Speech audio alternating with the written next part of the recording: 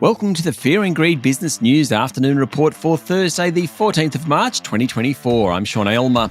Every afternoon, we've got the 5 stories that happened today that you need to know about. Story number 1, the S&P ASX 200 closed down 0.2% today to 7,713 points. Basically, it was a story of two sectors. The financials fell hard and the materials did well. Starting with the banks, Westpac and ANZ both fell 4% today, while National Australia Bank was off 3%. Commonwealth Bank was down about 1.3%. Analysts are of the view that the banks might just be overpriced, with Macquarie Equities having a sell rating on Commonwealth Bank, National Australia Bank, Westpac and ANZ. It just seems like investors are looking for a reason to sell the banks at the moment after an incredibly stellar run over the last few months. The flip side today were the miners. BHP was up 2.6%, while Rio Tinto jumped more than 2%. Again, it was commodity prices, but this time it was copper, which hit an 11-month high. In corporate news, Appen's share price fell 18% after New Jersey-based Innodata withdrew its $154 million bid for the company a day after Appen was forced to reveal it was the subject of a confidential takeover. Shares in Aussie Broadband dropped 18% after it lost a white label deal with Origin Energy to Superloop. Superloop obviously benefits from that one. Its share price jumped 24% today. And shares in Clinuvel Pharmaceuticals rose 11% following the announcement of a share buyback.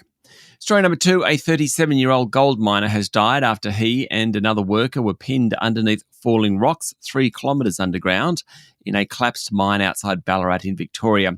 The 21-year-old co-worker was airlifted to hospital in a serious condition and treated for lower body injuries.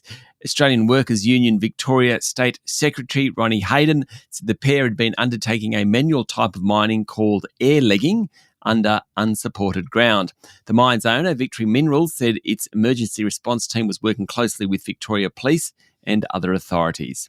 Story number 3, the former boss of Qantas loyalty business, Olivia Wirth, will run department store Myer. Ms. Wirth has been given the job of executive chair, having only been on the board for 4 months. Exec chairs in Australia, where you are both the chair of the board and the CEO, are very rare.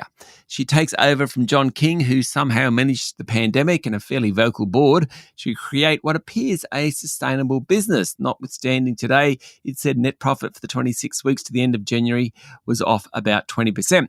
The biggest shareholder of Myer is Solomon Lew, and media reports suggest he's a fan of Ms. Wirth. She lost out on the top job at Qantas a few months back.